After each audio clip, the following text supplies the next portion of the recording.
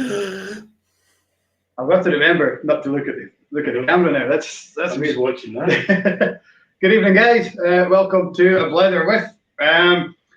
We welcome back an old friend. Not an old friend, but a long time friend. Andrew Smith, and he's here with us in the whiskey shop. So the first time we have, we'll be able to clink a glass with our guest. Russell's still virtual, not because he didn't want to hang about, but he wanted to have a drink, so we had to get him home. He way up in Foggy, so that's where he is. So luckily, we don't have to bring Andrew on screen. We could have had you jumping in, couldn't we? Yeah, I'd be like one of those dodgy film videos that you put out. So good evening. Let us know what you've got in your glass, guys.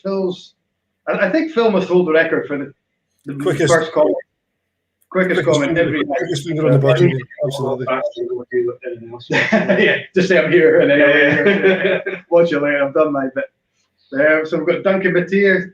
All these guys will be coming down from the Glenallachie high earlier on when the 14-year-old released. Hopefully you've stopped pressing F5.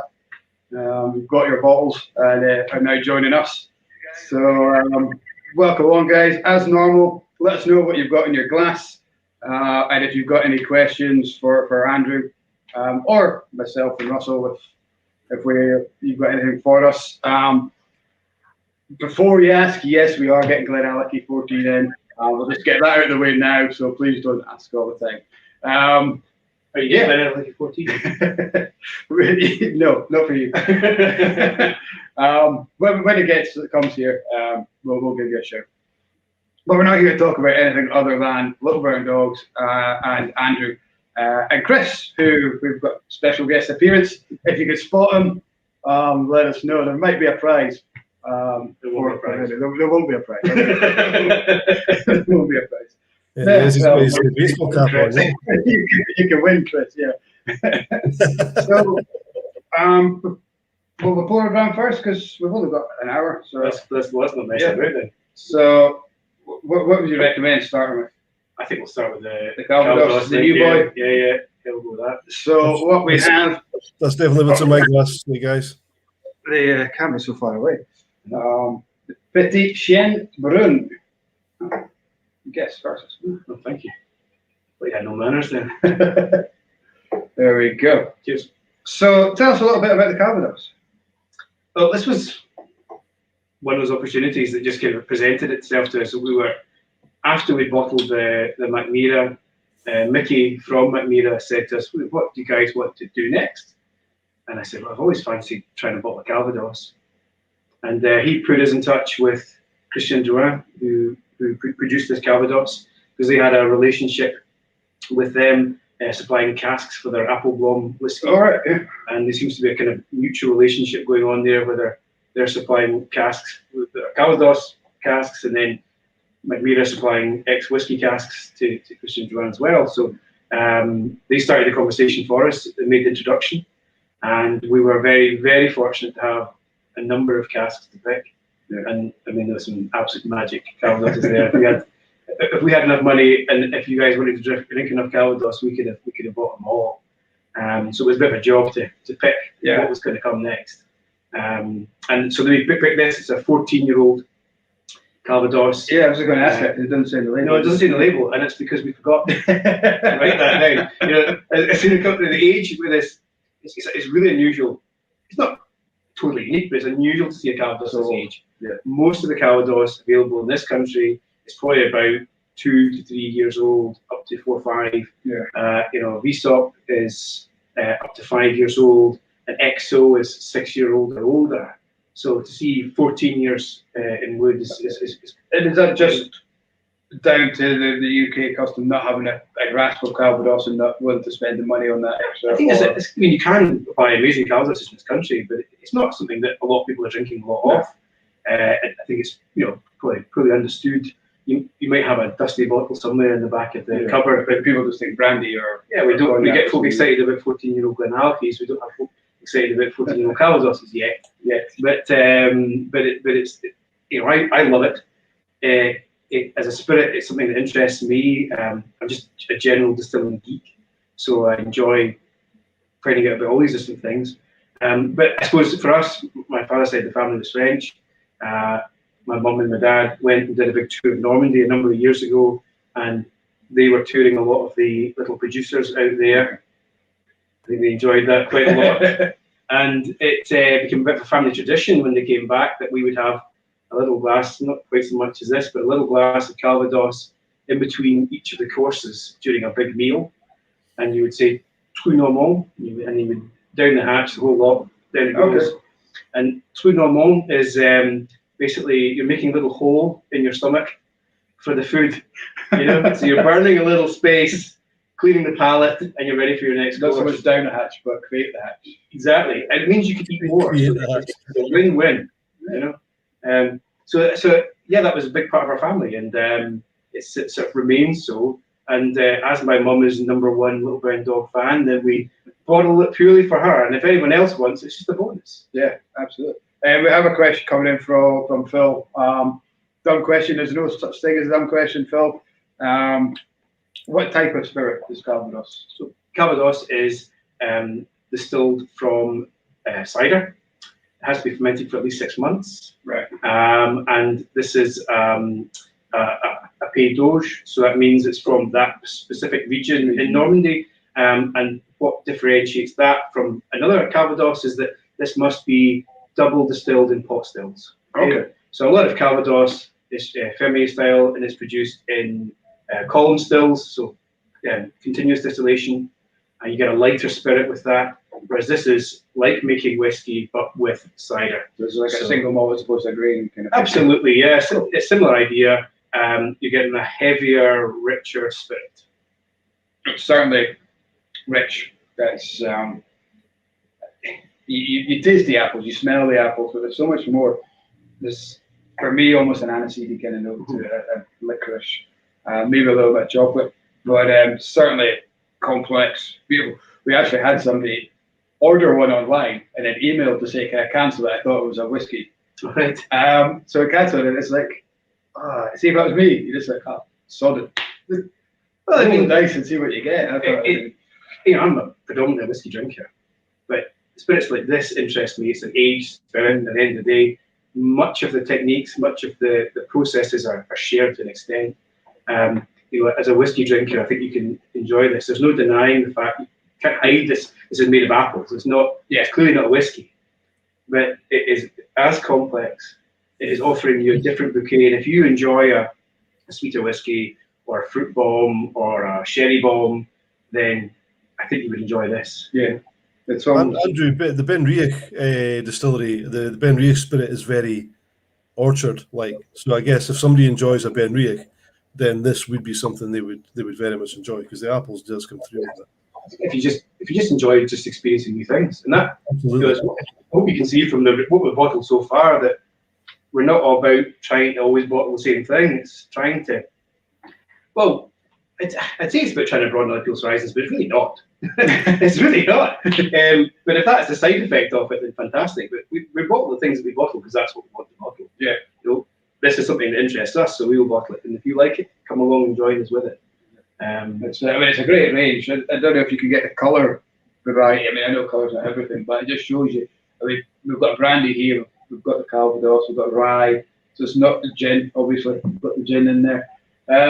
It's not just single malt whiskey. So it's great that you guys are taking that leap of faith in yourselves and the product to say that we're building a following, which you have. I think you've in the last kind of couple of months the follow. I would love to say it's what's in the bottle, but it's really what's on the screen and the videos and everything. That's so no. It's The guy's worrying about it. It's hard to say you're televising the ball. And, I hesitate to use the word journey because journey's used far too many. But I mean, I guess what you're saying is you enjoy these spirits, you enjoy bottling them, and you know there's a bit. Well, you obviously want to share them with us, and I think everybody who's following, and you're developing such a big following across the whole country and further afield, are loving following. They're loving all the things you do. So that must feel nice that what you're doing has been enjoyed. Yeah, I think we're just having a really good time doing what we're doing. Yeah. You know, absolutely love to make doing. people like that. They see you enjoying it, they see you having a laugh. You don't take yourself too seriously. No, heaven forbid. But, you know, we just want to share the bit of fun with everybody, and if you guys enjoy what we're doing, then that's even better for us. It makes it worthwhile. But we're just going to crack on and keep enjoying ourselves, you know. Have you got because that's 9 releases you've had. Mm-hmm. Have you got anything special for number 10? I mean, I didn't even count them, so no. Number 10 will be whatever comes out next. Surely everything's been special so far, Mike. Oh yeah. I was just thinking maybe 50-year-old Macallan or something like that. Aye, well, no. Don't give me tears, Connor. There's going to be a mongrel too. We couldn't be bothered with the stress of trying to bottle a 50-year-old Macallan and folk complaining it was in 50 CL bottles. So we just we'll not bother with that. It's a stress.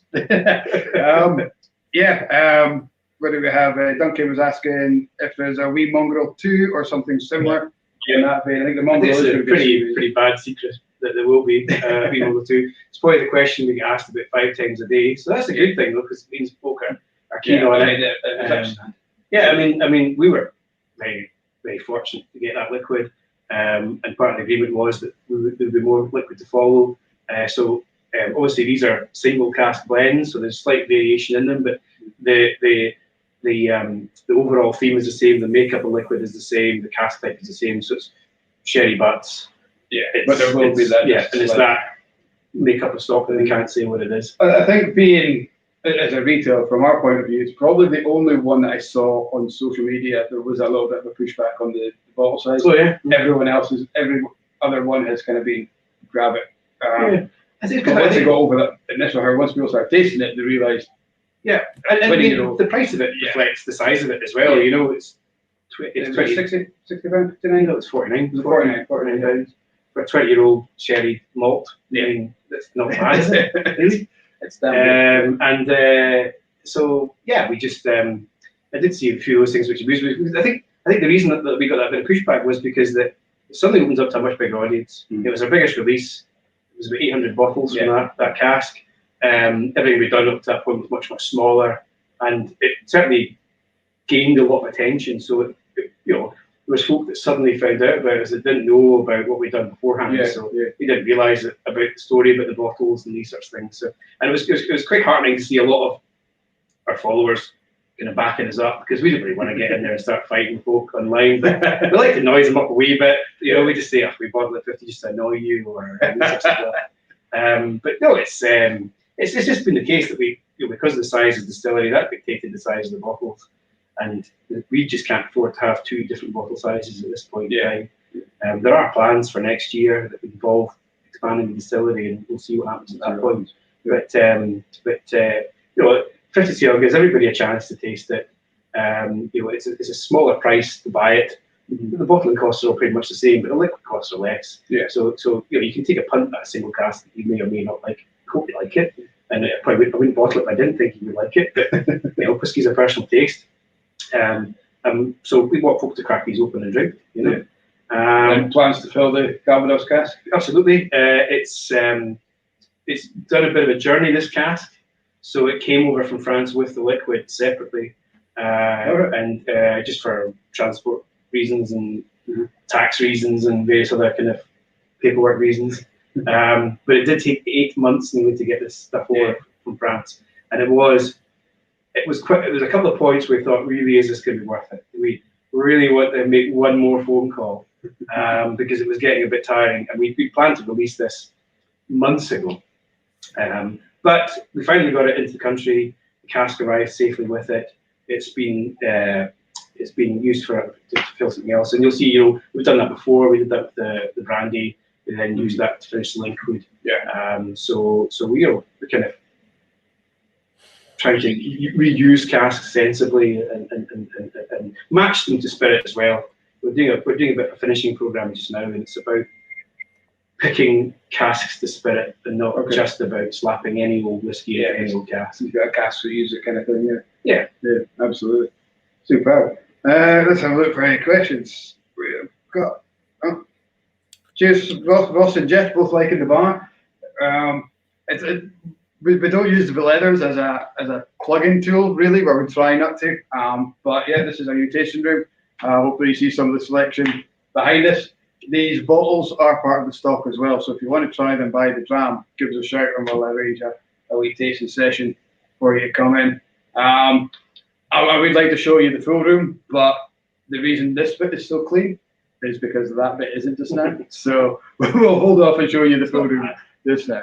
It's not too bad. So yeah, cheers for the comments. All kind of handmade and stuff. I'm not sure if you could see the TV screen behind us. That was the Aaron. We're going to do a bit of cocktail making later on, so when we go behind the bar, you'll see the screen. It's just an excuse for us to get lazy. Just an excuse. It is. We've got a lift home as well. So normally I'm at home, or we're all at home. So we had to arrange for a lift tonight, which means that we don't that already. Tony's gone home for a rest to get ready to give you a lift home. So, did you cycle down tonight, Andrew? You were going to cycle down. Did you actually do that? I didn't run out of time. I'll have to cycle tomorrow. It was a nice night for a cycle, actually. The weather's fantastic for cycling. Muggy, but I had 2 boxes full of drink and special glassware, all sorts of that. So I needed a big rucksack. Being a cyclist, you'll remember Graham O'Brien. Yes, the Scottish time trialist. These were the nights he would say he used to set his records. It was always that kind of thundery, still kind of night. He knew he was on a fast time in a night like tonight. Yeah. None of these things are Scotch whisky, right? So we don't have to worry about the SWA saying you shouldn't free-pour on camera. We're okay. We're not Japanese whiskey cask, American barrel. We're all good. We're all good. We don't have to free-pour all we like. Let's well, cheers. We never did this the first time. It's the first Clink live that we've done for a while. That's I don't know if David Muir's watching or still getting his car fixed, but that's a David Muir size jam. That is. Cheers. I just forgot I wasn't at home. What was that when you guys? Was that the rye? Was that the dog? Was it? That's rye. Yeah. I'm not a big American whiskey fan, but I like kind of big, bold, spicy. I like rye. I like the Koval. But yeah, that's probably remember. It's probably the only one of the range that I was a little bit apprehensive because I want to like everything. I was like, I don't know, because I'm not into that much, but I really enjoyed it. Really enjoyed it. So I mean, it was a bit of a punt by us, really, the rye. I like that. I'm not a big bourbon drinker, but I like a rye. And my brother's a big rye kind of fan, and he's poured me many a rye over the years. Again, we're thinking about what we can use the cask for afterwards and such like that as well. But it just came up, and we were offered this cask. We didn't even get a sample of it, just bought it blind, and when it got to the warehouse, we got samples. And at that point, we're like, oh, we lucked out here a bit. It's the corker, which is a big dram. Yeah, it's a 4-year-old. Yeah, it's 4-year-old, and it's still got a lot of life to it. I think we bought it with the intention of keeping it for a few years yet before we bottled it. But I think we just thought this is ready to go now. Yeah. If we kept it a lot longer, then it may become more woody, and you lose some of that spirit character. Yeah. Whereas I think for this dram, the balance between wood and spirit is just where we wanted it. You can still recognise it as a rye. It's not death by oak. Yeah. And you've just got Indiana Distillery. Do you know? We know, but we can't tell. I mean, there's not exactly a huge number of distilleries in Indiana, so it would take a very short time on Google to work it out. I think most people know which distillery it is, but in terms of mash bill or anything like that at all, we don't know. The only thing we can say is it's going to be 51% plus of rye. It's a high. Yeah. I think there's a reasonable chunk of rye in there. There's quite a lot going on for such a young whiskey. You wouldn't get away in the same way, I don't think, with a 4-year-old Scotch whiskey. No. I don't think. No. Although the young guys are coming out with some pretty special stuff just now, and I think the pre-distillation effort is so much more intense now. They're not relying so much on the cask. Great cask, very important, but the spirit going in, I think there's a lot going on there. Is that a wooden capita you've got there, Andrew? It is because I've still got the Calvados in this glass, and I didn't want to mix the two yet. No, but that's a fantastic. Where did you get that glass from? I just got to see me look even more of a hipster. But it's available on the LBD website. no, it's not. It's not. We're not here just to completely sell ourselves out. Like, I got this in Norway, and Right. somebody made it there. It's quite a cool wee thing, and I didn't have any Glencairns out there, so this comes in a skiing rucksack, and you can have a wee dram on the top of the hill. So I know a woodturner. I know a woodturner that I'm pretty sure he's talented enough to be able to make something like that. But I thought the wooden tumblers I'd thought of, but not a capita. That's a beautiful thing. It's really nice to drink from as well, because it's kind of insulated and it's not thick. Yeah. It's just it's got a nice bit of weight to it. It just feels nice. It's just gorgeous. It looks amazing. Yeah. It looks like the top of a stair. Yeah. And it's just a wee ornament that you get at the top of. We've got Stuart Buchanan in watching. He says hello. We've got Vic Cameron. My stories aren't going to be as interesting as this. Yeah, I don't know, but you told us some stories about it in this room. Well, we can't tell any more stories like that. We can't tell stories, but it's not the same without the names. Definitely tell you the names. I think it's going to take a lot to top Alistair Walker's MI5 story. To be fair, from the Blether. I think I've lived quite a sheltered life, so it's probably not that interesting. I mean, almost a Talisker cocktail champion. Oh well, Almost. No. It wasn't. I know. Have you not heard that story, Russell? I haven't heard that one actually. No. No. Well, This it's a is very your short story. first foray into kind of whiskey officially, is it? No. I was messing about with Little Brown Dog things at that point, but it was just they wanted to make a cocktail made by the sea was the thing, and you just had to kind of present this cocktail, and then I did get through to the kind of finals, but there was a bereavement at work, so I couldn't attend. So, but I wasn't worried. It doesn't matter in those kind of things. It was good fun, and the guys that won it were fantastic. So they did really well. But it's just good fun. I've always enjoyed kind of playing about with spirits and these sorts of things. And I think everybody that's got an interest in a topic, you kind of go right to the edges of that topic, and you kind of explore it and you go into the depths as much as you can. And for me, my greatest interest is production and the sort of science of these things. But equally, there's a science of mixology as well, and there's a lot of history to it too. Yeah. So it's something that interests me as well. We had a few gin bloggers up visiting this last weekend. Okay. And some of the guys there, Jules and Sandra, they run the Martini Club in London. Right. And so we had a very good time messing about, just playing with things that we found in the forest and various little bits and bobs, and using the gins for cocktails. That was pretty good fun. And then Jules made me a Manhattan with the rye, and it was bloody good. It was very good. So so we'll play about with some of these things later on tonight.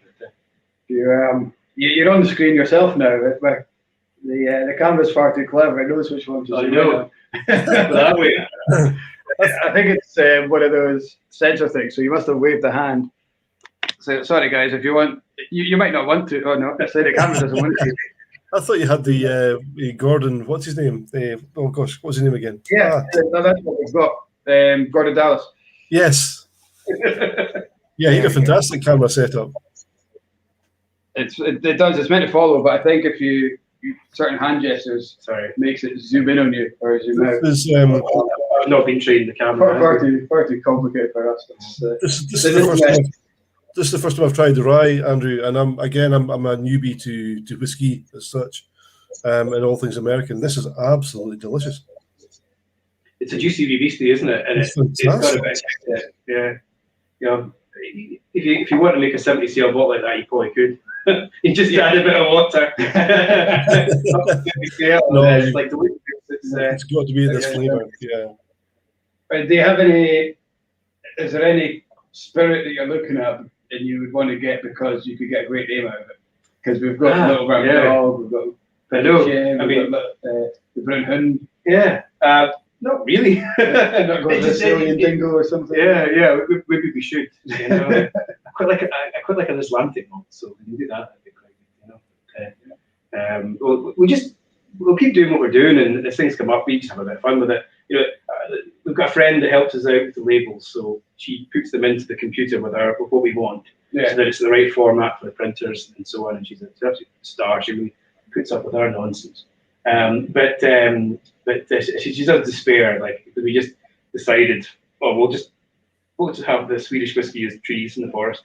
Okay, that doesn't fit with anything else. No, that's fine. We'll do that, and then we'll just make this an apple skin and various bits and bobs. We just mess about a bit.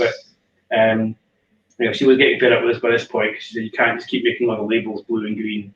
You know, you're being just stereotypical boys now. You have to pick a different colour. We're going to go out. We're going to branch out. You know. So since we last, there's been 3 since we last had you on. I think it was the launch of the Apple Strong that we had you on last week. So 1 Scotch whiskey. The liquor we cannot talk about that, which was finished in the brandy cask. For 6 months. 6 months. 6 months. Again, it was just at that point where we were trying. You got to be careful with finishing. It's very easy to become over the cask and to dominate the spirit. And that link, we really kind of were in 2 minds whether we're going to bottle it as it was or whether we're going to finish it. And it was a very good distillate. I just felt that it was just a wee bit flat. Right. That it didn't. You know, if you bought the single cask, I think you have to really say something about the whiskey with that. And for me, it was good whiskey, but it wasn't doing enough. And so we put it into the cognac cask, the French brandy cask, and it just brought out what was good about it. It added a bit more spice, added a bit more fruit, just knocked the corners off a wee bit, and just made it a bit of a brighter dram. So I felt 6 months was long enough. Any longer, it was beginning to get too spicy. We didn't want to kind of dry it out too much as well. So. And you've got that flexibility now that you've got the bottle and all and everything that you can just when it's ready. Yeah, I mean it's not usually as straightforward as that. There's a bit of toing and froing, and obviously the warehouse is remote to us. We are in the process of having everything taken in site, so we've got to have the maturation on site, which will give us much more flexibility with timings and so on, and much more paperwork as well, which Chris is going to love. But it'll be working for us definitely. So, I was just wondering. I mean, in terms of the finishing and all this kind of thing, and sometimes we forget that the gin is one of the best gins, one of our best sellers, and people love Little Brown Dog gin. The Alpha Strongs come on the go, and it's equally as popular. Are you tempted to have a bit of a play with your gin in terms of maybe shoving it into a cask and finishing it off, and you're having a wee bit of fun with that? Well, Russell, it's almost like you were kind of given that question to kind of prompt something for me. That's what I was on the drive home. I will do it. Yeah, I know we have. We're in sync. We're in sync, Andrew. That's what it is. Yeah. We've got we got the chance to buy maple syrup casks, and we couldn't use those for whiskey. Wow. The maple syrup cask sounds cool. There's not quite put whiskey in it, and then you can't call it whiskey. So let's put the gin in the maple syrup cask, and it is living just now. It is nearly there. We'll be bottling it before Christmas. So it's quite cool. I love the sound of that. Yeah, we're going to put pink food colouring in it. Yeah, no, we're not going to do that. I'm not going to do that. Blether, no. Definitely. Janice has put pink sparkling gin. Yeah. Someone exploded. You're not doing that. Can't do that. Yeah. We'll have that at some point. It's going to be quite fun. It'll be a single cask gin. That sounds absolutely awesome. I mean, that's going to be perfect for my porridge in the morning. Yeah. I mean, not that we enjoy drinking, cask strength gin in the morning, but you knock yourself out, literally. Absolutely. But it's going to be a bit of fun, and I don't really want to make an old Tom, but it'll be as close as we want to get to an old Tom. Maple gin quite often used to. Absolutely, there's a couple of folk that do use maple syrup. Obviously, there's no syrup in the cask. It had maple syrup in it, but when we filled the cask was empty. So any maple flavours within the wood itself has to be extracted by the spirit. And it's not too sweet. I don't want this some sort of saccharine thing. It's and I'm just watching we don't end up with too much cask influence as well, because tannins from the oak aren't always the best of friends with the juniper. So you've got to just get that balance. Find that. Yeah. Did you don't want to put off the gin drinker? No. Almost attract maybe a whiskey drinker. I think again it's just about us having a bit of fun. We are having fun doing it. I think the ice rapidly melted. That's it saying. Make it a metaphor for global warming here. It's I think there's a lot of folk that we obviously we started experimental. We continue to do so. The project, deciding whether this will be a project bottle or whether it will just be a single cask bottle. I haven't decided yet. But it's about trying to just play with it a wee bit and see where we go. Russell's come up with the old dog gin instead of an old Tom gin. Aye. There you go. Probably already exists. Probably any iteration of any kind of dog probably already exists. Yeah. Doggy style. Also, how you doing? We will go that. Yes. David Muir's just joined. I'm really hoping your car's okay, David. Late to the party. I'm sure you've been busy. There's a lovely package heading your way as we speak, so hopefully that'll cheer you up and make way for the big bill that you've had to pay, perhaps. Yeah. So Andy's going to make some cocktails. Imagine. Really, you could join us in drinking them, but you can get some ideas. I'm just going to nip around. We'll set the camera up, and it almost feels like Sunday brunch or something, but with cocktails. The risk of more swearing. Mike, there's a question from Phil while you're doing that. Phil's asked, what's the craziest project idea that you're mulling over? I know we have really stupid ideas all the time, so it's really hard to filter out which one's the daftest. It's just about trying to combine what we feasibly can do and things that people actually buy. We always Chris is a farmer who's a World War II historian who makes gin, right? He's not easy to pigeonhole. If you go by the definition, he's a millennial, which he seems to have an issue with. And we always wanted to make Project Millennial Snowflake, which was going to be an avocado and sourdough toast vodka. But how many bottles of that we'd actually sell, I've got no idea. It was about trying to reclaim the name Millennial and be proud about it. You need anything? Probably, but we'll realise all the things I've forgotten when you just have to make this thing. Don't forget your glass. Right, I've got just ice in here. We're going to start by making an old-fashioned with the rye and with the Calvados. So we will take We'll take a measure of rye. We'll take a half measure of the Calvados.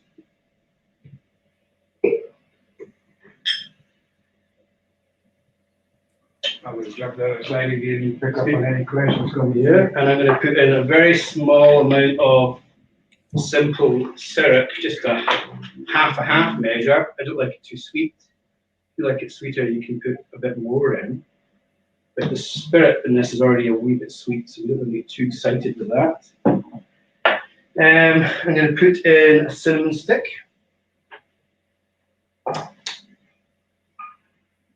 And we're going to put in some orange bitters, and these were given to me by Graham at Arden, so thank you for those. And 2 dashes of those. Nice. He had it all laid out here. Yeah, this is right away. It's normal, it's easy. Right. That's that. I'll just go pour myself whiskey. You do that. Yeah. See, it's been a while since I've done that. I'm now going to spray it all over the camera.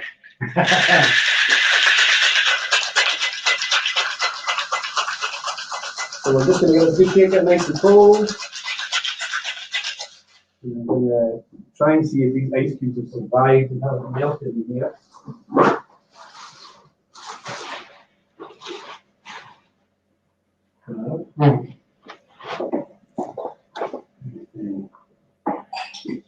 Here. And we're going to take a little twist of orange zest.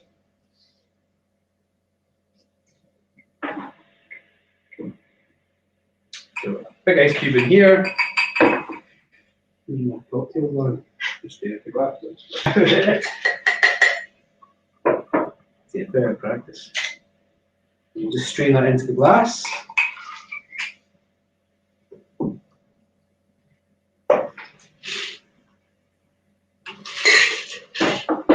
into the sort of half melted soggy ice. Just give your orange a little twist and get those oils just nicely in there. Run over the rim of the glass. I'm going to garnish that with a little doggy. And that is an apple pie old fashioned. Apple pie. Wow. I love it. Wow. If you can see that. How are you going to manage to get me one of those? You just have to come back. You can get a taxi for me. I could come back. I should have just come back. I should have just come back. We could have all just slept in the shop. I think that may be against licensing regulations. I think now we're going to go on the grudge. When you pass it around, you get to taste it. That's so we had a comment there. Russell, who was it who asked the question about the favourite bottling so far? What was that, sorry? We had a comment there asking what the favourite LBD bottling was. Oh, I missed that question. I'm scrolling through. Was that maybe on YouTube? Dominic Zahn, Mike Andrew, what's your favourite LBD you produced? So, yeah, what, Andrew? Yeah, I mean, I don't know. I mean, it depends what you're in the mood for, and that's one of the things we've done so many different things. Everything means something to us individually. The Iron was always going to be special because that was the first single cask that we bottled. You can have an affinity with Iron. Yeah, again, I'm a sentimental old fart, so you know, it's about my family did this. You know, but it means a lot to the island and the distillery. We've got a lot of friends. You know, a big part of my whiskey life was because of Iron. And it's fair to say that Little Brown Dog wouldn't exist without Iron, so that will always be something special. But I've enjoyed bottling every single one of these, and I'm looking forward to, in my old age, to look back and see what we've done through the years. So it's going to be good fun. Right, ready for another one? Yeah, I'm not going to finish that. That's there for display purposes. Yeah. But yeah, right. I mean, we're not going to get a job doing cocktail making anytime soon. No, I don't think the bar is suited for cocktail making. You can start chucking the lips around. Yeah, we'll do that. We've got the right height for Tom Cruise as well. Yeah, we should spend on that. Are the best cocktails not the ones that you make in jam jars and just whatever you've got, because you've got stuff lying around and you want to have a bit of fun? Yeah, but potentially it could also be the worst as well. Using the alcohol. It does. Even then, in the right company, is that still not the best? Well, no. There's a question. What's the worst cocktail you've ever made, Andrew? I've made some terrible things. My flatmate and I, we just made some horrendous things, and that was purely based on what was lying around flat at the time. Including the time we ran out of milk and had ouzo with our cornflakes because it was the only food we had in the house. I don't recommend that. That was a terrible idea. I had Iraqi in my tea once. I know, I'm getting flashbacks now. Right, copper mixology time. Yeah. You know it the last 2 minutes, guys. So treat this as a whiskey, right? Enjoy it as it is, nose it, spend time with it, listen, smell it evolve, taste it as it changes in the glass, but play with it as well. Okay, and because it's been well matured in the cask, it's Japanese whiskey cask. It's a complex dram. It stands up pretty well to a bit of cocktail work. Yeah. And I'm going to use this to make a kind of Manhattan. And if Manhattan is sort of New York, and New York's the Big Apple, we'll call this rom pom. Right? Sounds good. Right. So we'll put a healthy measure of the Calvados in here. Okay. So we're substituting a whiskey of some sort for the Calvados. So you said it's in a Japanese cask. Yeah, is that Japanese wood? Well, I don't think it's Japanese oak. It's probably American oak, but it held Mars Japanese whiskey in it for a period of time before it was emptied and then used to mature the Calvados. So it's Calvados brandy. Is that still got the same kind of idea as Scotch as whiskey, where you can do finishes or? Well, yeah. I mean, it's not something you traditionally see. No. And certainly Christian Joanne are kind of pushing the envelope a wee bit with this. It wasn't our idea 14 years ago to put this in the Mars cask, it was their idea. But of the casks we had, there was a 30-year-old that was just absolutely magnificent, but it would be too expensive. There was a sherry cask Calvados, which was just gorgeous, and there was also a Madeira cask Calvados as well. Right. And both of those were just excellent. But for us, this was the sweet spot. Yeah. Can Right. I ask, what is a Mars cask? Mars is the distillery in Japan. So, Okay. the distillery in Japan. It's one of the ones I've not actually heard of. So, okay, thank you. Yeah, it's not one we've seen a lot of. Right, Yeah. I've got Antica Formula, which is our vermouth. It has to be this, okay? We use coffee here. I don't use red martini. Use this. It is an absolutely just such an elegant vermouth, and we're going to use half as much vermouth as we use Calvados. Is that sweet vermouth? It's a sweet vermouth, but it's not sweet. It's kind of herbal. And then just to kind of add a bit more depth, we're going to take some sweet dram whiskey amaro. We use this in a lot of our cocktails. We use this in our Negronis. This is made by guys at Sweet Dram in Edinburgh, and it's a whiskey amaro. So it's got a little bit of bitterness. I'm just going to use a bar spoonful for this ratio. Right, take off the sweetness. Yeah, we're just trying to dry it up a little bit, but add a wee bit more depth. And then just a wee helping hand. I've got some cask aged bitters, just one wee squirty left. And then we're going to stir this down to get it nice and cold. Of course, I forgot to put ice in my glass. So my glass. I know. That's because the ice is basically slush puppy like. I'm just reminding everybody that we're actually recording this, so people will be able to watch back and try and understand what the hell we're talking about. But more importantly, follow the cocktails. Show you the glass there. How cool is it? They're absolutely astonishingly beautiful. You can buy these on the website. Of course you can. Yeah. But I got it. There's not many left. They're made in Scotland, they're crystal, and so we got a few made for fun for us because we wanted them. So your latest video, or the teaser to the latest video, you had the apples in the orchard all carved in. Is that yourself, or did you carve the apples as a? We had this would be an idea because Chris, we can't keep making all these videos. They take too long, so now we make videos for the videos. But he's like, Christian laughing at the camera. He says, "Why am I doing this? Don't worry about this." He says, "You made me look stupid." I'm like, "No, it won't make you look stupid." But we turned it into a caterpillar and made him look stupid. No, definitely not. We're very serious spirits company. Yeah. I was really quite impressed with the stunt guy that you had. I think he's pretty brave. We're talking about this tonight. Yeah, he's here. Chris is stunt double here. There he is. He's there all day. Say, Chris, you join us in the video tonight? He's like, no. He's like, I'm going to just sit there and say nothing. So we just replaced him with a stunt double. I'm messing about with the garnish. I forgot to make earlier on. Okay, so let's strain this. This is like Sunday brunch. Into our chilled cook that we have chilled. And it's very chilled. Very cool that. It's so chilled. Okay, and then we're gonna just tart this up a little bit more again. A little copper one somewhere. Here. Copper peg, there you go. Right. You were joking about taking this thing seriously, but when you've got copper peg and a dog cutter for your garnish. Right. So this is the grand pomme. Grand pomme. Cheers. Cheers. Cheers, Chris. That should be Good health. Should be a bigger one, shouldn't it? Yeah, drunk some myself. What's Chris's favourite wine? I should introduce Chris to the Negroni, and then he's now a Negroni convert, and he can out-snob me in Negroni. He's like, it's particular about vermouth. It's pretty special, that. Yeah. Just the right temperature as well. Of course, if we chilled that glass, it'd be too cold. Absolutely superb. But yeah, just have a bit of fun with them. You can use Calvados where you would have used the whiskey.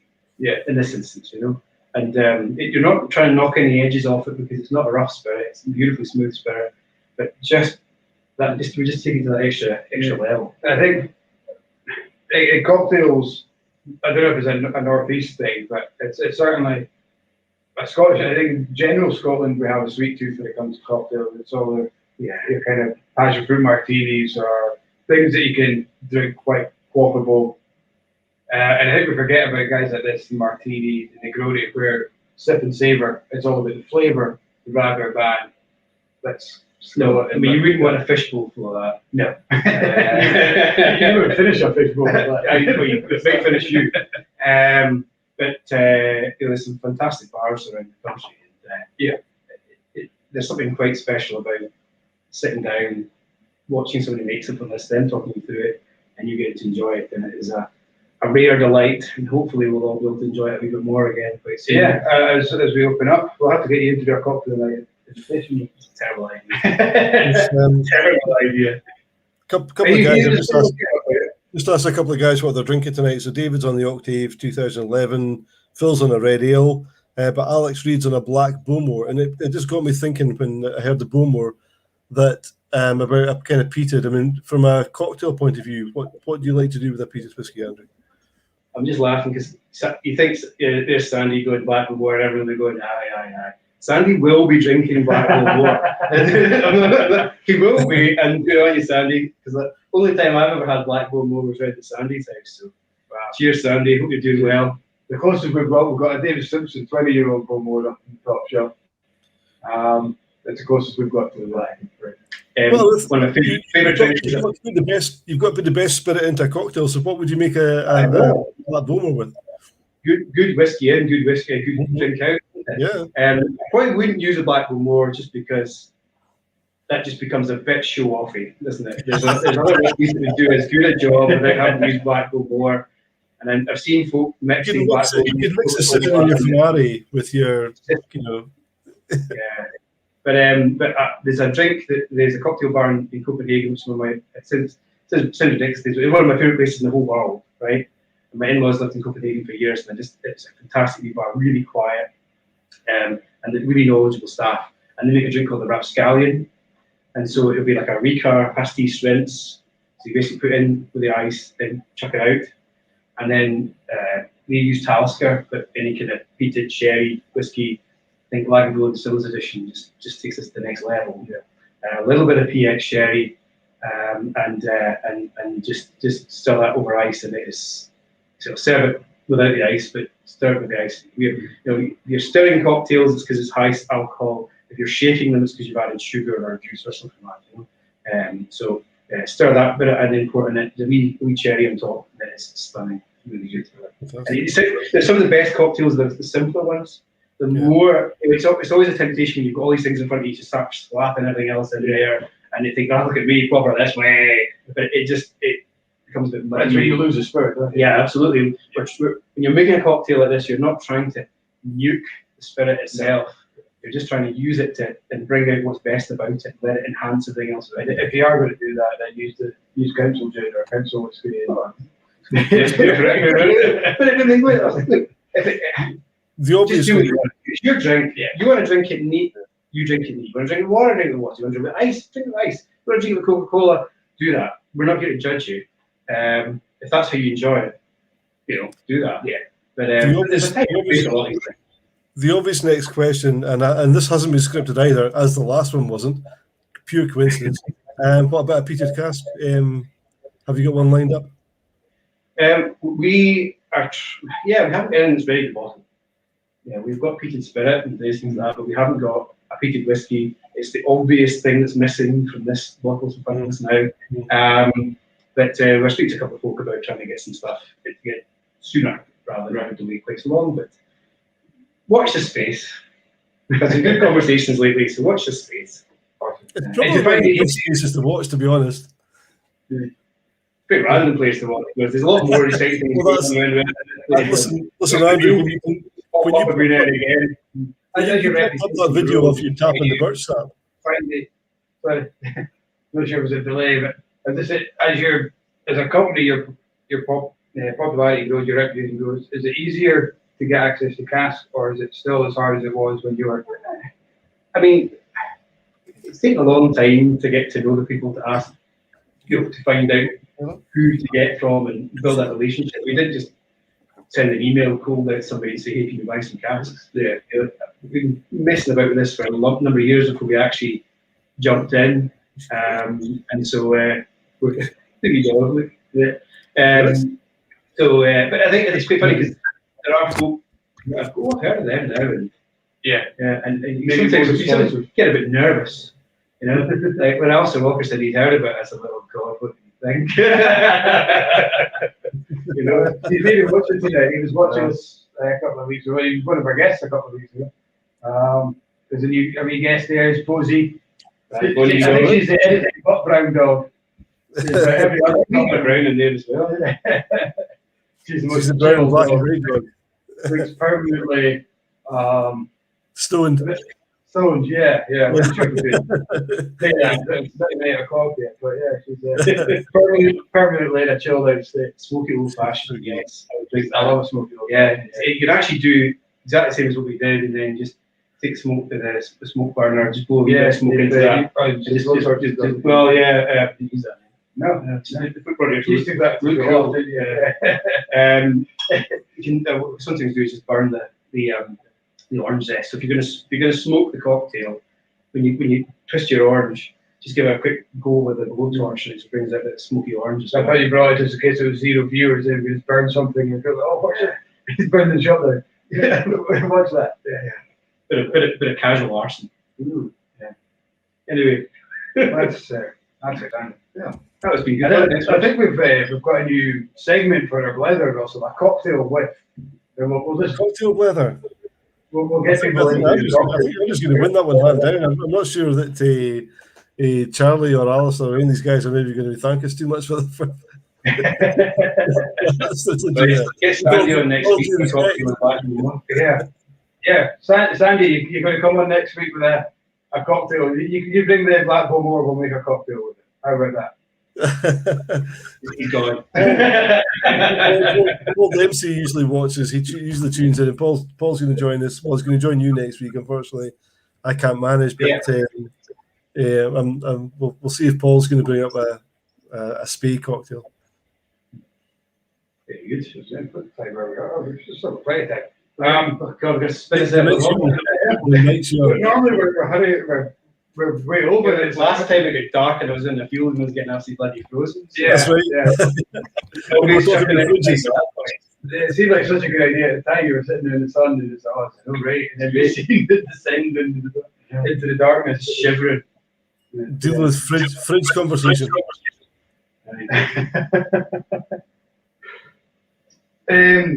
So we've kind of talked about the gin, talked about whiskey, we talked about all your single casks. Are you purely spirit focused? Will we ever see something like your apples in an orchard?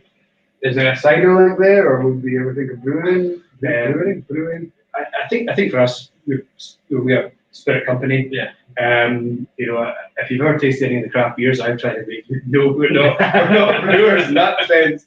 You have to look at different licenses and things like that. There's a number of local guys like Blackford that can be doing some cool things with apples. Yeah, let them do it and let them do it really well, because I'm really excited to see what they end up doing. But for us, the plan eventually will be to make whiskey. But I'm kind of nervous about saying that in front of everybody here, because it could be years and years away. And by that point, nobody will be drinking whiskey. We'll all be just drinking apple sours or whatever. Calvados. We'll have broken the Calvados market. And everyone, the whiskey's going to collapse, and we'll bring it down for them. But we'll be, again, if we do go down that route, it's because it's something that we want to do. And so this is more than one comment asking about grappa. Grappa. More than one comment asking about grappa. Okay. Yeah. I'm not going to do a graph anytime soon. I didn't think you would, but I thought I'd just mention that people have been asking about I've got some good graph. But that's Sandro asking, so he'd ask anything just to wind me up. Ask some more. Yeah. We're trying to spin this out as much as we can, so ask all you want. And I think people have enjoyed this. Hopefully, people have enjoyed this listening so much that we're not getting the same questions coming in. Normally, we get quite a few questions. Yeah. Because they say, not this guy again. I've not seen that question yet. We kind of last time we focused on yourself and kind of how you got into Little Brown Dog. So it's great to talk about. It's not something we do very often, to talk about the company. It's genuinely Blether, isn't it, about the company, it's about the people behind it. But I think we really got into the Little Brown Dog, and like to thank Chris for kind of blocking him out for his input. You stand in front of him, it's kind of good. He's a bit of a movie star now, isn't he? Yeah. He does have this. I think this pained expression pretty much fairly permanently on his face these days. Like, what are we going to do now? We don't need to throw a cask on me. I've got a whiskey here actually, just for you to have a wee taste on it. So again, normally in a blender, it's a very unique blender, to be honest. So it's not often we have a guest on launch day. So it'd be interesting to hear your thoughts. So this is our single cask. Glencadam just released, apart from pre-orders, released today, arrived in and ready to go. So we'll pop that in the end here. So that's what a 70cl bottle looks like, Andy. This for future reference. I mean, imagine how much taller shelf you would need for that though. That's a proper bottle, obviously, yeah. That's a David Stark edition there. That's a problem we have. We've had this shelf specially made for Little Brown Dog because nothing else fits it. Can I just have a chat about the 50cl thing?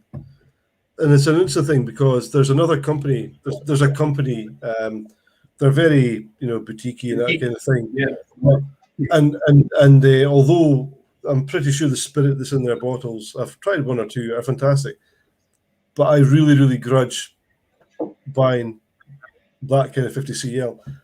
But your 50cls are more. I mean, it's a bit like them. We are more provenance than you. Your 50cls look bigger than anybody else's 50cls. I mean, they genuinely do. And I'm not saying, I'm not bullshitting. They actually it's quite small, but from some angles it looks bigger. Yeah, they appear to be a bigger bottle. But I don't know, is that because... I've already told you, Russell, we can't do the maths on 70cls. We can't work out how many 70cls are in 200-litre casks. It's just impossible. We can do that. 200 litres is 400 bottles. It's easy. Sanjay says small hands. Yeah, but genuinely, I never feel like I'm buying a smaller bottle with a Little Brown Dog. I don't know if that's because we love you guys so much, or this. It's just such a fantastic drink. We drink it slower, in the proper way. But it's. I think I wouldn't want to see a 70cl Little Brown Dog. I mean, we debated about it before we bottled the Arran if we could afford to run two bottle sizes. The problem is when you add in minimum order quantities, it's not just the bottles, it's the boxes. You need to buy 2,000 boxes. So that's 12,000 bottles of whiskey you've got to sell at a bigger size. And at that point in time, it wasn't possible. I think to be fair, Russell, we probably will at some point when the distillery is producing enough gin that it makes sense to run that. But the reason we ran the 50s in the first place was because we have very small production of gin, and if we bought the 70s, it would be very many bottles to go around. But it ties in with the whole little Brown Dog. It's a little bottle. It's a little. Massive hulking Brown Dog. That could be your first release. I would release the massive. Oh, we're going to do a 4.5 litre gin. You see that Duncan Taylor bottled like a 300 litre Macallan, 1989 Macallan or something like that. We're going to get 3 in next week. All right, hey, that'd be cheap. Yeah, it's juicy in that. Yeah. So it's we just Sanjay wants a little Big Pete, so that would be a little Pete, surely, Sanjay. He wants a Christmas edition like Big Pete and cask strength, please. But that would have to be Little Pete, surely. A little Big Pete. That's lovely. That's very good. I can give you my impartial opinion of the Glencadam single cask. I say it's blooming good. I mean, look, everyone's doing sherry bombs now, or going different. We'll go back to something a bit more traditional, a bit more kind of. We love, me and Russell both love bourbon bombs, and we wanted to do it. And I think Glencadam do a really, really good bourbon cask. It's one of our biggest selling distilleries. So.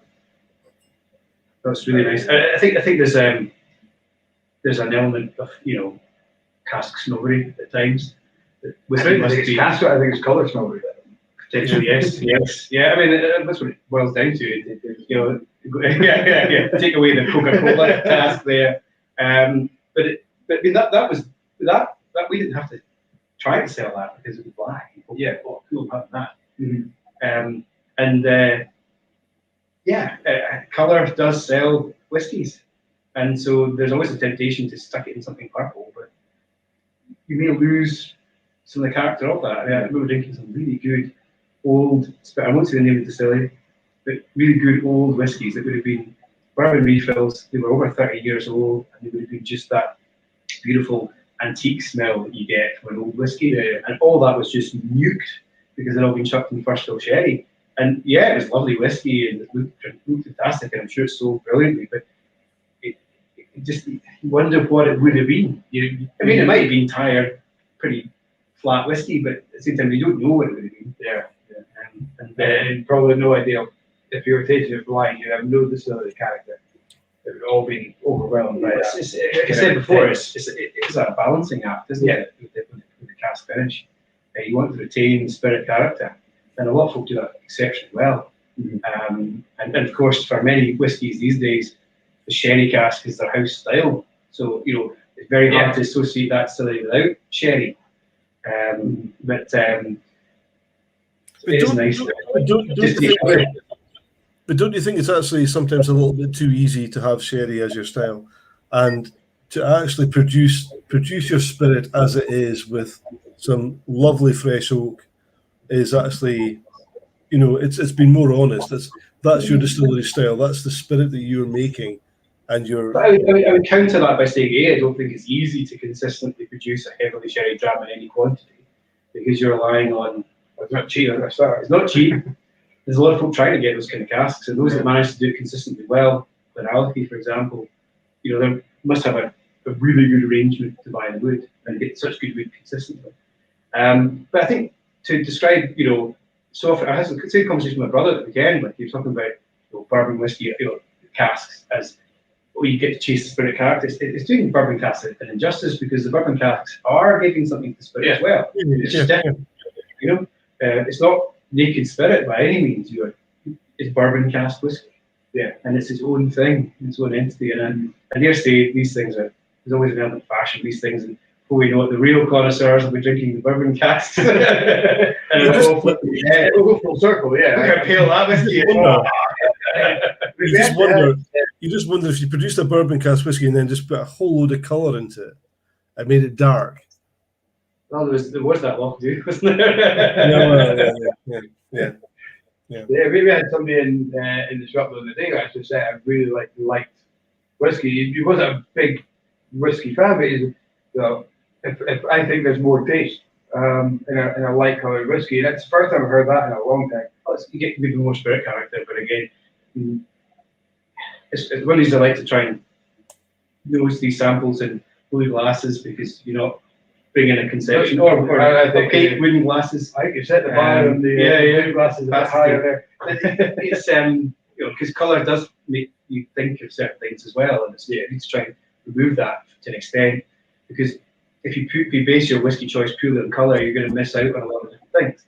And so, sometimes you want a whiskey with a heavy cask influence. You want to, sherry bomb. You're in the mood for it. But sometimes you want to taste, refill bourbon, 25-year-old, and just get that perfume that comes from reductive oxidation as opposed to additive maturation. And it's just nice to have a choice, isn't it? Absolutely. That's why none of us probably in this call have got a bottle of whiskey open at time, because you're in the mood for something else tonight, so you'll have that. Yeah, and it is. It's summer. Generally speaking, summertime we'll go for a bourbon cask, because they tend to be kind of lighter, more refreshing. But that's a very broad. Sometimes you just had absolutely shaking of a day. I'm just going to drink New Make. Yeah, well. Listen, guys, Duncan's got a fantastic question, and Mike will love this one, but he's wondering if there's a port finish release. Well, maybe if we ever did a port cast, then maybe we should do an Inverurie exclusive port cast. A collaboration. Yeah. I remember speaking to an old man in the whiskey industry, very good guy, who looked after me in my early days. And I won't say his name because he's a bit of a legend. But he said a few things that night. But he was presenting a 1983 Little Milk, and it was finished in a port pipe. And it was queues of folk to try and taste this Little Milk in the port pipe. And he said to me, if it was any good whiskey, do you think we'd have put it in a port pipe? It's well, everyone else around here speaks German. So, you know, but there's nothing against port pipe whiskey. I like a port. I do like it. It's almost like the big gin of whiskey.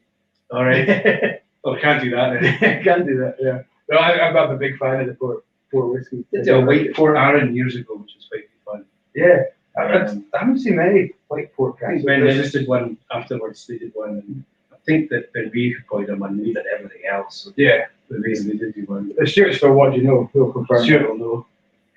Feel good old used haggises. Hoggies. Oh, you like, what are you guys have doing? had too much cocktail for Maybe- Christ's sake. maybe I thought we were mental, but then using You need to look at haggis. need to look at the questions. For Christ's sake. Yeah, Ruben finish. Is your tiny screen? Yeah. Sure. You've got. Yeah, I feel what you're saying there. Definitely. Yeah. So See, with we're the looking whole- at men peering at the computer here. Yes. let's have another question with the whole port question. That's an interesting one. So what about things like different sherries? I mean, you know, Amontillado, Manzanilla, Fino. Go out there, everybody, and drink sherry. Go, Yeah. just drink sherry and enjoy it. Like it should be our duty as whiskey drinkers to drink sherry, because as everybody now knows, you know, a lot of the casks in the whiskey industry are made for the whiskey industry. It's not a criticism because it gives a consistent product, but and it's It's kind of always been like that. exactly. It's difficult to say Kind of what. like You know, we weren't chipping bodega casks out in the 1950s either. It was transport casks, and so it's a misnomer that, you know, We're getting 30-year-old sherry casks. but the sherry that's needed to season these casks is not going to be drinkable. You know, this is so young wood, young European wood, really spicy, really dry. It's really not what folk are wanting from a sherry cask. But you know, go out there and drink sherry and just enjoy it. Because not even just for whiskey, just enjoy it because it's a fantastic category of drinks. Yeah. Two of my favourite whiskies last year actually were both Fino, Tomatin and Kilhoman. Yeah. But you tell people this is a Fino, I tell people it's a sherry cask, and they look at the colour, and it's kind of that kind of very light, and the taste or smell it's very quite dry. Yeah. Citrusy almost, and it's not a sherry cask. Well, it is, but it's a Fino. And it's getting that across. I thought we were both like standard. But it's interesting because folk get very excited now about this conversation about sherry casks. And Aaron did their master of distilling and they used Palo Cortado casks. And they were from a bodega. They were not sherry seasoned casks. And Palo Cortado was this interesting little subgroup of sherry where the floor, the kind of fungal mat, just kind of vanishes and clears. And they don't really know why. It's like an accident. It does, yeah. And so these are special sherries that become Palo Cortado. So to get Palo Cortado casks is pretty rare. To get them in that quantity, and this was incredible wood. But such a divisive whiskey. I mean, I absolutely love it. It was an Aaron tasting machine, and I was shocked. It's like some folk didn't like this. I'm like, how would you not? but it, you know, it's not what folk have in their mind of a sherry cask. Yeah, because sherry it's like calling whiskey. You know, sherry is more than just a purple liquid. Yeah, you know? Yeah. Keep a bottle in the fridge and have it with your dinner and use it cooking. You can use it instead of wine in your pasta and these things like that. You know, it's fantastic. And makes even better cocktails as well. You can, There's nothing better than a glass of cold Fino, a plate of olives, some antipasti, some cheese. It is absolutely sublime. It's just the best thing to start off any evening. Just fantastic. You just kicked off some sort of Pavlov's dog's reflex there with me sort of Vino and all of I wish I had sherry. I don't even have it. middle class Pavlov's dog. Well, it's interesting when we were speaking about the Talisker and your cocktails earlier on with the smoky stuff. I can't remember who it was. I think it was maybe Phil that said, I really want a smoky old fashioned now. So yeah, I think we've got this habit of tempting people into something that they were But we thinking. could make one if you want, but Well, you won't drink it. the best thing, if you want to go full East London on this, the best thing to use for smoking a cocktail is an Erlenmeyer flask with a side chute, and then you can plug your smoker straight into the flask, fill the flask, and then just invert it a few times, and then pour it. That's the best, because otherwise you end up smoke everywhere. But, You don't want them kicking about, I'm sure, definitely. everyone's going Erlenmeyer flasks. Just as an aside, and there's a little bit with this, it's always about the person. And you know, Andrew, I know you enjoy a bit of hill walking, you enjoy a bit of cycling, you like to take a dram with you. So where's your favourite place to go, either on a hike or a cycle, to take a dram with you? Where, in Scotland, where do you love to go that just gives you a bit of peace and you love it? Do you know, I think the best experiences I've had in the wilderness with whiskey have not been so much the location, but the people you've been with at the time. You know, and sharing a dram. I had a Facebook memory up the other day, and it was a friend's stag do. We were fishing in this loch in the middle of absolutely blooming nowhere, and between it, there was a few of us, but we killed off a bottle of Springbank Calvados cask. And if you ever find a bottle of that, make sure you buy it, because for me, it's one of my all-time top 10 drams. It was 6 years in bourbon, 6 years in Calvados. Stunning whiskey. I don't think there'd be much of a kicking about these days, but just, you know, I've got a good replacement right here. Yeah, we'll make your own. Next time, we'll go the old Springbank. Job done. But it was, there we go. It really, there we go. The old Springbank, Calvados. I think we should do Oh, that. let's do it, guys! Do it. Yeah. But that was just a beautiful moment. And then, you know, I'm trying not to sound too airy-fairy here, but I do mean it, that, you know, it's a social drink, and it's about sharing it with people, and sometimes that experience is heightened by the place that you're in. But more importantly, it's who you're with. I think that's backed up by the amount of people who we've had either in the tasting room or on tours or even virtually, is when right at the start say, who's not a whiskey drinker, and kind of you get a couple put their hand up. So we talk to them, and they get involved in the conversation, or on a tour they see the process of making it. And by the end of it, they're drinking it, and they're maybe not liking it, but appreciating it, respecting it, and because of that, they're actually saying it's not as bad as I thought. And you know, they end up enjoying Successful tasting. Yeah, Not that bad. but it's all about the atmosphere and the involvement and getting the conversation going. And I genuinely hope the Get Out of the Spirit does that. Yeah, basically, was talking about Aaron specifically. For me, you know, I've got a lot of very fond memories spent in warehouses with people that became very close friends from all around the world, and a lot of my best whiskey adventures have been going to visit some of these people that Aaron Whiskey brought us together. Yeah. And I hope one day Little Brown Dog Whiskey will bring people together as well, and folk can make their own memories that way too. And I'm far too sentimental now, so we should really just get back to making jokes about Christy Golden. Well, I feel it's kind of Oh man, it's been an assassination. The accent right now. Is he all right? He's okay, I think. he's all right. Yeah, I bet he feels like a bit of a balloon now, to be fair. I feel sorry for him because I don't think he was that bold. He's definitely not that bold, and this is what happens, Chris, when you don't come in videos. You know, I can talk for far too much. I managed to talk for both of us, but Chris does all the hard work. Every single bottle here was labelled by Chris. There would be 1 in 100 that I end up doing, and they're the squint ones. He is the grafter, and I'm the gasser. And so he's done his work. This is my bit of work, and he just does not enjoy the talking When he's part. labelling, does he get the set and make cocktails? And What he does is he listens to podcasts about World War II. Yeah. So when we're distilling, and each distillery runs about 9 hours, we have very in-depth conversations about Normandy and things like this. So it's fascinating. I saw the book, The Normandy, James Holland's. I just finished James Holland's Sicily 45, which I'm sure Chris has probably read as well. He's read that too. He's told me about it too. Yeah.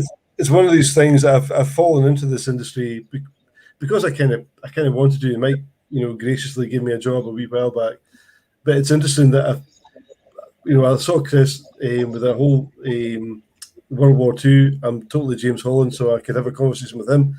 Ian McAllister, machinery, Kilhoman, combine harvesters. It's just like I love this whole industry with the way that you meet people and have so much in common. It's fantastic. Yeah.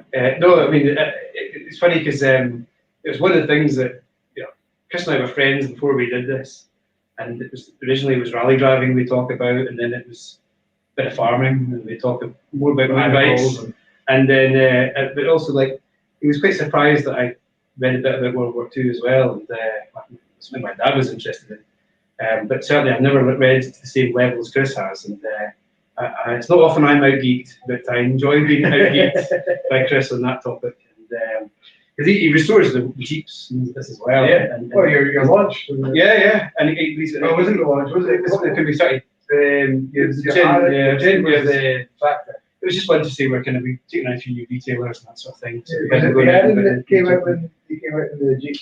It was for the gin. It was for the gin, just because we were going to a few new retailers.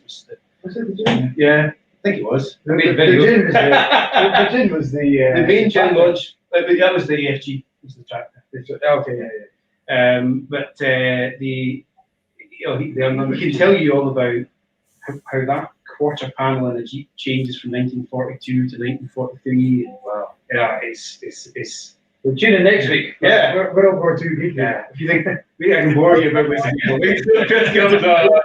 there might be a few people watching tonight that can't remember the AFG and the GPS, and these were the wonderfully presented bottles, the chemistry bottles. Stuart, is that something we want to go back to? Well, we are going to, Russell. We are. It's just time, and we've got a bigger audience now, and the projects are always about 150 bottles, and they're tiny. So we need to make sure we can make enough for. Yeah, exactly. Makes I don't know if you can see that, but that was just to see how many these you could make in that. Stuart, so based on that, the t-shirt I was into gin before it was cool. I was into LBD. yeah. Well, Inverurie definitely were. And when we launched our first products, it was just Inverurie, it was just the Grail and Doon, and it was just Good Spirits in Glasgow. And we'll always be grateful for you guys for helping us get going, because there's not many folk who take you seriously. We turned up with a few flasks full of stuff. That's one of the original GPS balls. Yeah, I've got one. I've got an AFG, and I've never drunk the AFG because there's about that much left. It's evaporating that you wouldn't believe. Yeah, that was the problem. The first corks were quite open. Yeah. It's supposed to be drinking, Russell, not for staring at it. I feel bad about this one. You picked this. That was your Christmas gin. As my Christmas present. I thought I opened it because I thought he signed it. I thought this is going to be great. We're going to keep it. Have we signed it? Well, you put your name on it. This is from us. What were the initials again, Mike? What were the initials? HFC, that one. That was Happy Christmas. You say I'm looking at Stuart's message, right? Because Stuart had way better stories than I have. So I get indulged with the story now. Stuart, I've been to Mull quite a lot for the rally. I used to go just for the rally, and we were kind of spannering for a guy once, and his entry ended very early on, and we were watching the rally, and it was just past Calgary Bay. We're on the cliffs there, so you'll know what we're talking about. And there was a rally car, lost control, landed on the bonnet of my friend, new to him, Volvo estate, pushed that into the side of my other friend's Mondeo that had all the tools in. And my friend Hambo was standing behind the Volvo with the cliff behind him, and thought, if I'm going down the cliff, I want to be inside the Volvo, not underneath it. So he went to jump into the Volvo. It's nothing to do with whiskey, right? Hit his head off a light cluster because the car moved sideways, knocked himself unconscious, and fell 100 foot down a cliff. And so there's steam everywhere, the rally cars there, guys getting in the car, and I can't really remember where I was standing, but I kind of looking about, and one of the guys goes, Hambo's dead. What do you mean Hambo's dead? He says, fallen down the cliff. I thought, well, no way you survive that. And then I kind of get look kind of slightly nervously over the edge of the cliff. It's a happy story, isn't it? Over the edge of the cliff. And he is coming to as all the camping gear and tools and spare parts are landing on him in the bottom of the cliff. He's a very good rock climber, and he managed to climb up the top of the hill. And we gave him a wee check over, and he was all right. He'd broken his wrist, and that was it. But wow. So yeah, that was the last time I was in Mull. So there you go. So you can do the driving next time, Stuart. That was off topic. But that's what we're watching. Yeah, why not? Absolutely. That's sideways. the topic is the topic.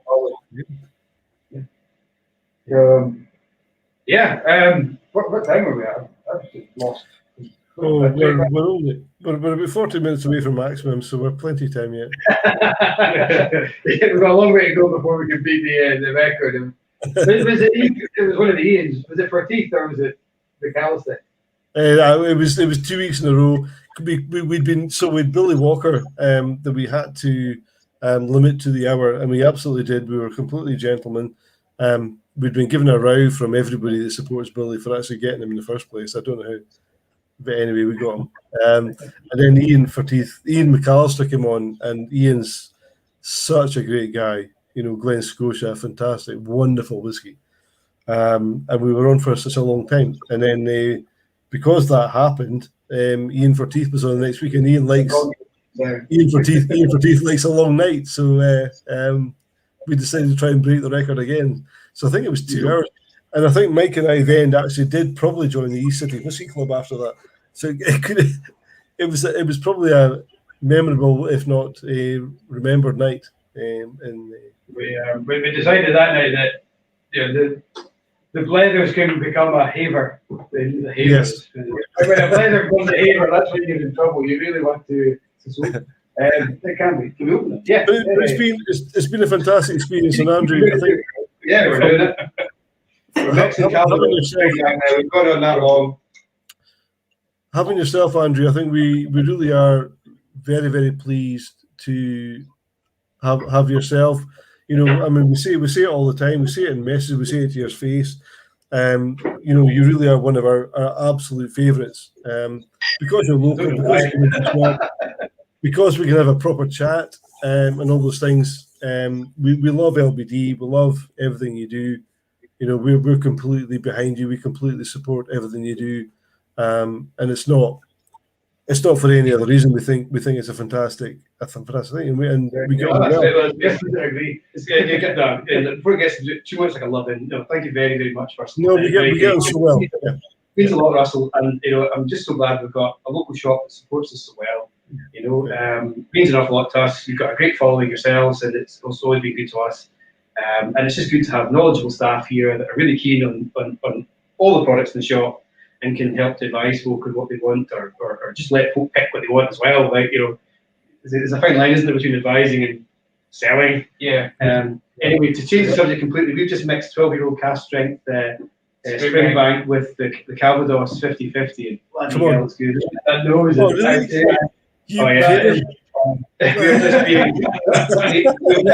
now everybody will unfollow you. We will be struck off. We actually they're literally putting barricades up in Campbelltown right now just in case we should ever end. Oh, that's good fun. That's lovely. I tell you what, that has brought out the apple so much more than I expected. That is, so if you go for the top of the glass, that is like fresh green apple. But you can, if you know that, you smell Springbank. You can get that earthiness. Your old Springbank there. So should I try with the 15? Would it work? With the 15, yeah. Try, okay. But I think it's because it's 12 cask strength. It's kind of an even playing. Yeah, I get from the bottom of the glass. And whenever I nose a glass, I always nose the bottom and then nose from the top of the glass. You know, I always feel it fresher, less fruity from the top. So when I smell that at the top, it's like fresh apple juice. Oh, quite glad we did that now. And then the bottom, it's just this could be the signature serve. It could be. It is a LBT. The next Springbank is on its way. There you go. You have to come to Inverurie Whisky Shop for the signature serve, which is 12-year-old Springbank and 14-year-old Mars cask Calvados. Okay, let's try this then. Yeah? This could be the cheaper version with the 15.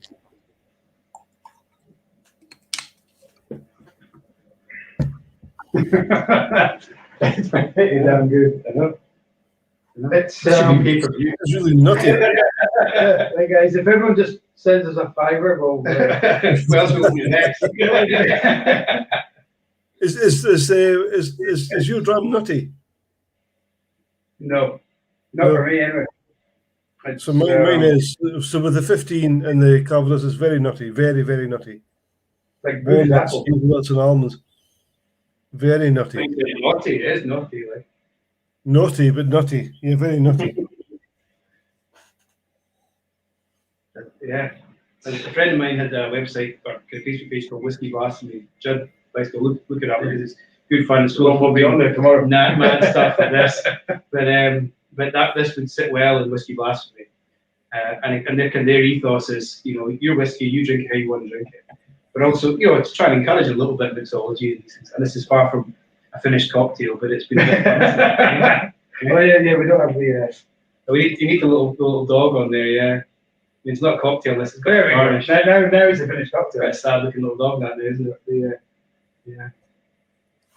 It looks like he's hung out to dry well and dry. Yeah. No, still not off the air. We're still. We're still going. Yeah. Nobody's watching now. They've all gone. Even 6 hours. Well, we've got a bit to go. I reckon in 6 hours. We start at this end with Glendower handfuls. We'll get right across with it. Well, I don't know. I would stick with that. Springbank is. I never thought of it as a cocktail ingredient, but that musky kind of bruised apple, a bit of banoffee. Wow. Yeah. No, but I mean, but if you can imagine then what the Springbank Calvados cask as a complete, finished, mature together product was, that really was a special. Was it as good as that? Yeah, okay, this is a different animal altogether, and it's not fair to compare the two. But I think it suits the Springbank. It does. Yeah, we'll just do a range of bottled cocktails next time. So the next 10-year-old batch of Springbank comes Could you- out, just buy all the. Could you imagine if we bottled a 12-year-old Springbank but made it 50-50 with Calvados? Aye, that Your would first go well. MSC I'll release. That would go well. There Yeah. It should be a mark and a. I think they'd be chasing us out with pitchforks and the fucking flames. It's a good plug though. We might get on the Springbank Society page. Oh, can you imagine? Can you imagine? Oh, maybe not. So that was that's the early 2021 release. Anyway, just in case you've got one in your cabinet and you want to. Yeah. Why not, eh? It's for enjoying. And it fits the LBD bottles as well.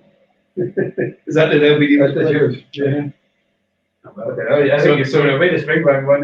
Okay. I can throw it away now, though. Yeah.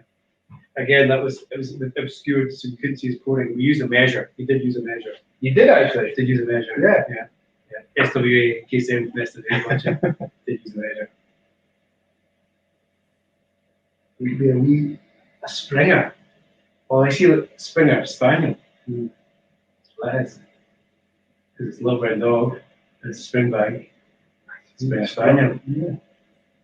I see. That was Janice there. Janice. Yeah. For somebody who doesn't like dogs, Janice, that's a pretty good one. I like it. It's probably not what she wrote, but I just can't read the computer screen. As well. I think Mike probably was banned from Springbank. He's also probably banned from Campbelltown generally and Isla. That's why he has to, definitely banned from Isla. that's why he has to hide up here and do tours of the northeast. We won't go into my Isla experience. Yeah, so good you had to start your own whiskey academy. Try not to talk about that one. Wasn't banned from Springbank. And That's good. Yeah, I've been banned from Isla, so, however. Oh yeah, Russell got banned from Isla. Isla? Yeah, because Oh, Isla? Yeah. I've not even been there. What did you do? Oh, I ignored him. nothing in the F-all sense. I didn't do anything. I tell you what I did, Andrew. What I did, Andrew, was I got a job in the Inverurie Whisky Shop. That's what I did. Okay.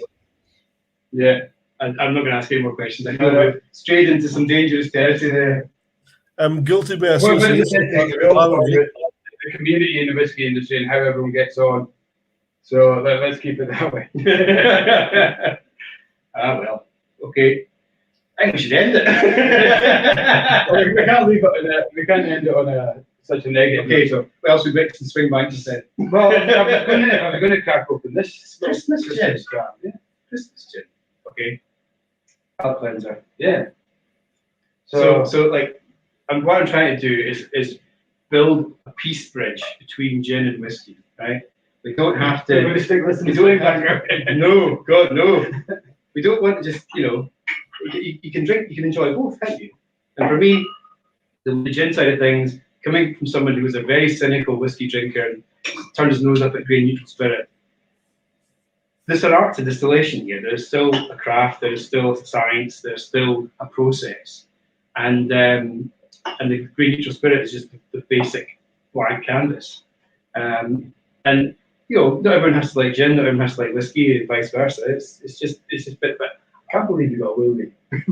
Things in that. what you mean? That's artisanal. Those were expensive corks. They're like 60p each, those corks. So this was the Christmas gin that we made for friends and family, and so the retailers that are good to us get a wee flask.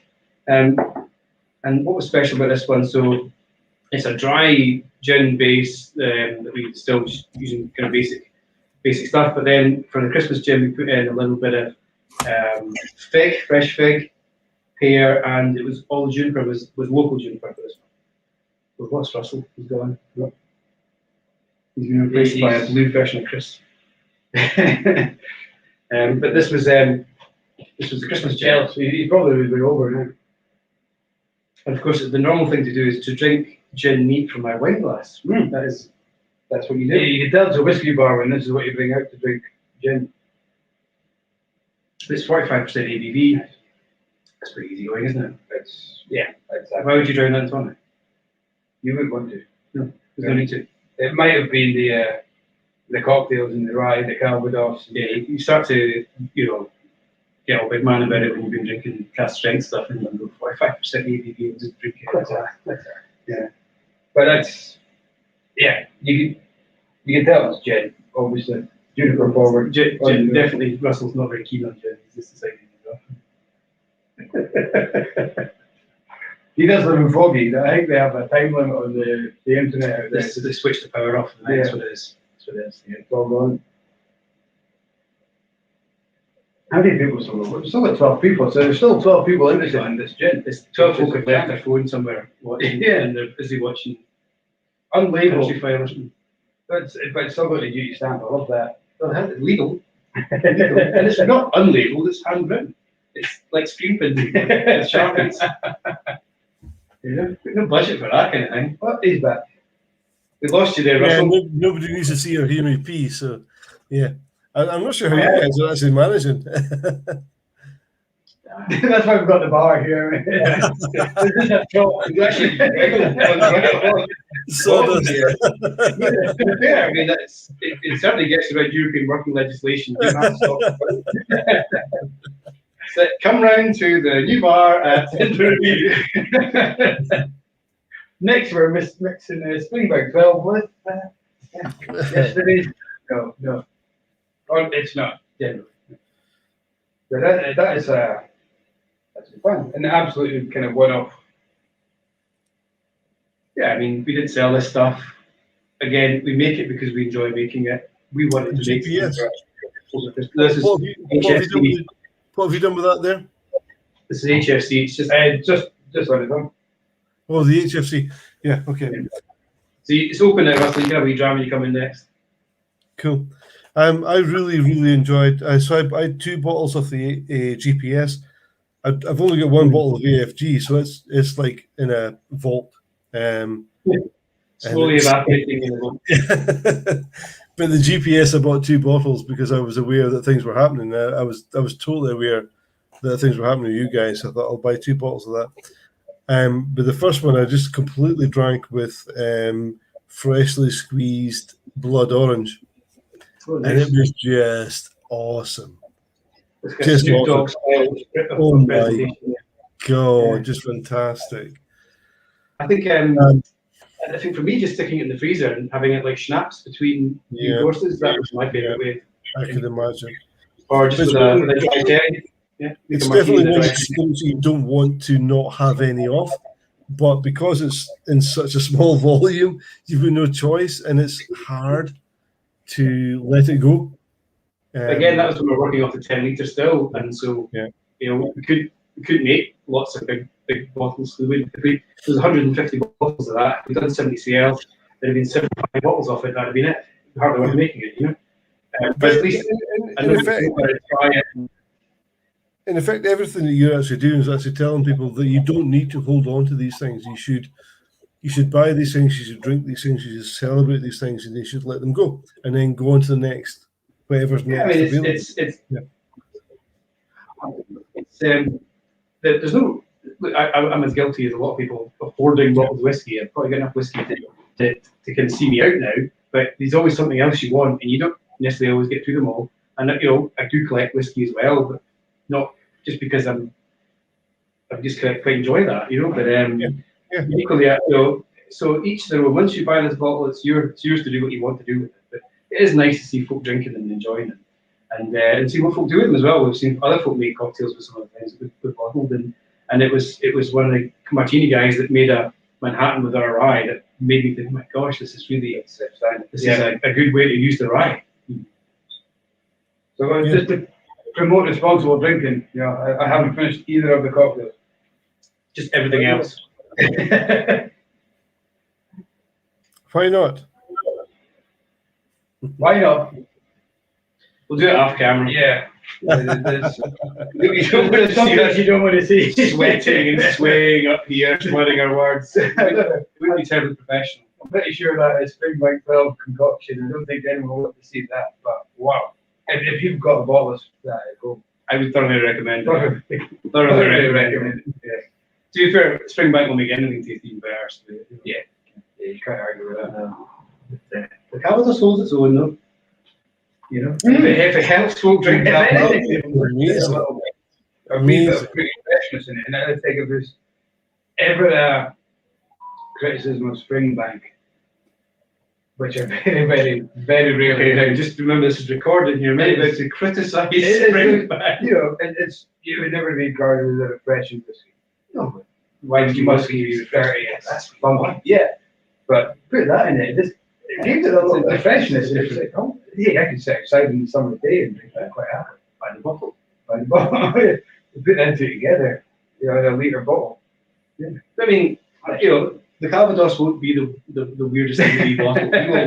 We'll go out there to find weirder things than that, but there's not, and if it means we can write French on labels again, we'll do what my other things. Yeah. So you're stuck on there because Russell was pretty disappointed with your lack of imagination, shall we say. I told him I wasn't going to do it. No, Mike's happy to drop me in the shit, but no. I'm always going under it. But Eddie, you were brought into the job to drive the bus. And because you haven't driven a bus yet, I'm just going to keep throwing you under it. You get through it, Russell. The Penny Chien Broom, it's twice you've used that. Yeah, but that's because it's French both times. Yeah. So that's what I tried to say. The main reason for doing it the first time was because we couldn't say what it actually was. So we were trying to kind of hint that it was maybe some kind of very special French brandy. Okay, I forgive you. I forgive you. And then we had that. It was stuck in a warehouse. We're trying to get it out to get it bottled. And then the Little Brown Dog just came out of nowhere. It was like kind of, here's an opportunity. Here's some very good casks of whiskey. Yeah. Okay, well, if we're going to call this Petit Chambran, let's call that Little Brown Dog, and that's where it came from. There's almost no thought process, any kind of actual plan with many of these things. You know, Andrew, a couple of proper journalistic questions, if you like. Okay. So we do this a few times. There's a basic one I want to ask, but the second one is, if you had unlimited funds, which distillery would you chase? What, to bottle or to buy a distillery? To buy. Buy a distillery. I mean, James. Unlimited funds. You could aggressively go get. What would you buy? I don't know. I'd probably just build my own, to be honest with you. I just, I love the distilleries as they are. But That's a great answer. Yeah. You know, I would take the still shape from one and the fermentation time of another and the yeast type of another, and I would make that into my own distillery. So a long time to do that, to then go and buy someone else's distillery and changing it or whatever. So you would be a big time indie bottler then? Would that be? I mean, that is why we do independent bottling, because I love whiskey as a category generally, and to be able to present other people's hard work as your own is fantastic. It's so the second question, and Mike always asks, is you go into a bar and there's no Little Brown Dog. Clearly there's no whiskey. Most bars, let's be honest, they're not going to have it because it's so niche. So you know that when they get their own shelf at a bar, it's like all over Facebook. It's like it's the one bar. Hey, look, I'm very proud of our little shelf in Artisan too. We're in shelf because you've got. We've got our own wee shelf in Artisan, and that is one of the best. It's absolutely Dram Awards Whiskey Guru of the Year. Yeah, so he knows his shit, you know. but it means there's so much to this, because I've been in these places and to see our own stuff with our own shelf, that means an awful lot. So, but yeah, most places definitely don't have us. And if I'm in a whiskey bar or I'm in any bar, I really don't go for a drink or whatever. I'll look at the list and I'll see something that interests me. And that's one of the fantastic things about going to a good bar, is it'll be something you've not had before. And that is usually what draws me. And every now and again, there's something you've had before, you may not have for years, you think, oh my God, that's what I need. And there's some bars that we go back to time and time again, and the Locranza Hotel is one of those, and just a very unassuming place, looks like a pub, but it's got incredible selection of whiskies, and often very incredible prices. I think same say for the Grouse, or not far away the Grouse, Cabric. Wonderful, wonderful, wonderful people there. What I love about Wilma is whatever whiskey you buy, and whether it's from the archive or the older stuff, she will tell you how much you pay for the bottle, who she bought it from, and how long it's been there. And it's not even her collection; it's her. It was her ex-husband, former husband. But they had for a period of time Black Bull Moor on an optic. Yeah, on an optic. Not like behind the locked cabinet, on an optic, and that is my kind of whiskey. Yeah, absolutely. And again, without plugging, that's kind of what we want to do here. That is affordable, with have Black Bull Moor and optics. A row of optics. Got a gold Moor here. But the great whiskies at affordable price, we can come in and try by the dram. I think go downstairs and buy it. I've seen that. Anyway, you've got a wife that's waiting to give you guys both a lift, and I've got. She's sitting there looking at it. I think she was as bored as most of the people on Facebook are right now. You know, it's like the language all of a sudden. My wife's my dinner's ready, so yeah. Looking bored. Yeah, she's actually watching us on Facebook while in the room. I'm watching the comments. I'll put it there. I've had a great day packing with you. Fantastic. I'll pass over to you, Russell, to say thanks, and I'll go do the camera stuff. I've never been this far away from the camera before. I don't know what's going on. I haven't seen any of the comments for the last hour. I'm standing right from the computer and I can't even see it. No, listen, guys. No, thank you very, very much to Andrew. I mean, Andrew, we've said it before. We've said it 1,000 times. We've got a lot of guys we love, but we love you more than anybody else. It's a little you are more Providence-y than the Providence guys. You are fantastic. We really, really love you. So thank you very much for coming back on again tonight. Thank you. The last time we came on in the middle of the field was fantastic. Tonight it's been amazing again. We love seeing you. We love hearing from you. We love selling your products. We love tasting your products. We love being with you. So thank you very much. Guys, I hope you've enjoyed tonight. I hope you've enjoyed being with Andrew and Mike and the cocktails and the spirits. Please buy. No. Don't please buy. Just go and do what you want to do. If you fancy buying the stuff, it's fantastic. Andrew really knows what he's doing. So let's off tonight, and good night. We'll see you all. Thanks everybody for joining us, and I'm gonna thanks for that. finish this now. Once you're off screen, I'm gonna finish these cocktails. I'm gonna make it on. I've got. Good night, guys. Take care. I'll see you again next week. We're gonna lock the door. We're gonna lock it. Briefly, Paul Dempsey next week. Yeah, cool. Fantastic. Yeah, Paul Dempsey next week. We've got Charles McLean the week after. Bloody hell. We've got Conor McKenzie. Oh man, what did you put up with me? What I like him. Yeah, give me a stopgap. All the best. All That's the why I best. wrote it. Andrew, you're our favourite. Absolutely. No.